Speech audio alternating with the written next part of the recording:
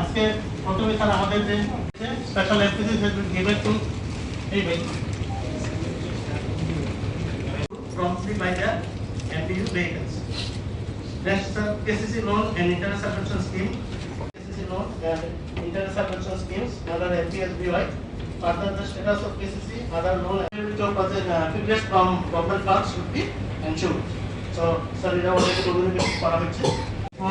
Identify eligible breedable cattle population, engagement of skilled group type AI workers, monitoring প্রতিনিধি, বিনস্তর প্রতিনিধি, তিন দপ্তরের আধিকারিক এবং অন্যান্য কর্মচারী এবং বৃন্দ। নমস্কার, আজকে আমাদের তিন দপ্তরের যে রেভিউ মিটিং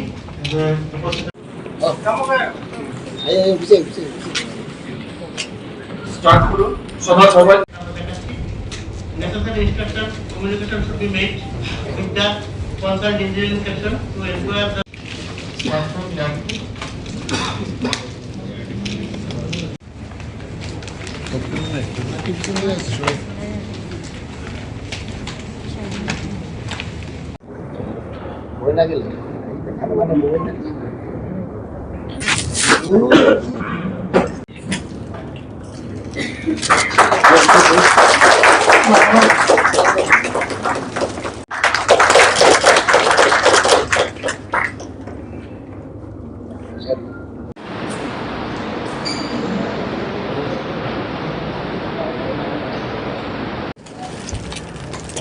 আজকে আমরা স্টেট গেস্ট হাউসে এআরডিডি ফিশারি এবং এসসি ওয়েলফেয়ার এই তিন দপ্তরের district level first review meeting হচ্ছে এই অর্থ বছরের।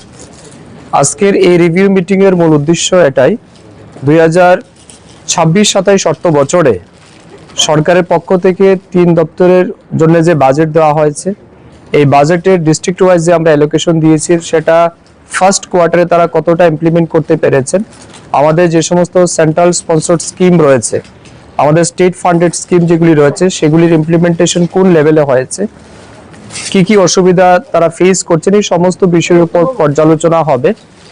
তার সাথে সাথে আমাদের গেল বছরের এই জেলায় তাদের অ্যাচিভমেন্ট কি আছে, কোথাও কোনো ঘাটতি আছে কিনা, এই বিষয়ের উপরও আলোচনা হবে।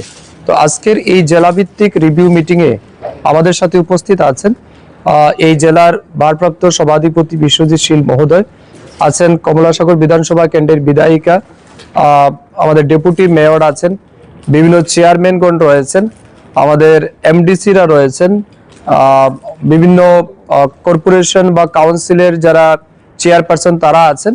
তো সবার উপস্থিতিতে আজকের এই মিটিং হচ্ছে এবং আমরা প্রত্যেকের মতামত চাইব, যারা জনপ্রতিনিধি আছেন তাদের অপিনিয়ন আমরা চাইব এবং প্রত্যেকের অপিনিয়নের নেওয়ার পরে আমাদের আরো কি কি মানে কম্প্রিহেন্সিভ ওয়েতে ডিপার্টমেন্টের কাজগুলিকে পরিচালনা করা যায় বা মানুষের কাছে পৌঁছে দেওয়া যায় সেই বিষয়ে বিস্তারিত আলোচনা হবে।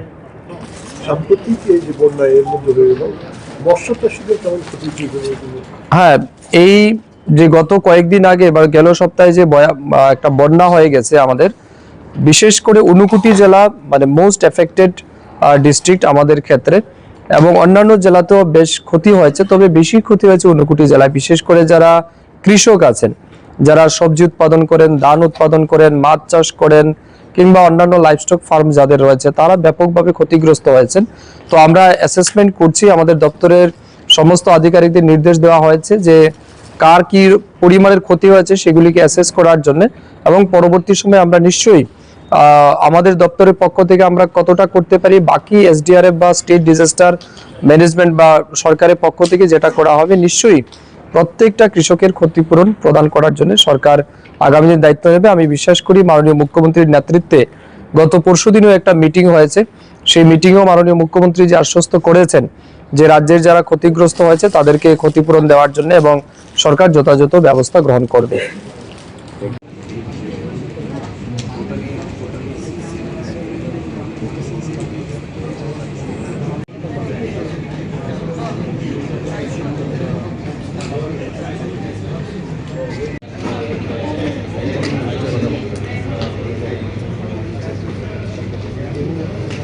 লং তরাইয়ের গুঁড়ো মশলা হোক বা সর্ষের তেল, আমার দেশের প্রোডাক্ট, দেশের স্বাদের আনন্দ। লং তরাই, লং তরাই, রান্নায় তোমাকে চাই।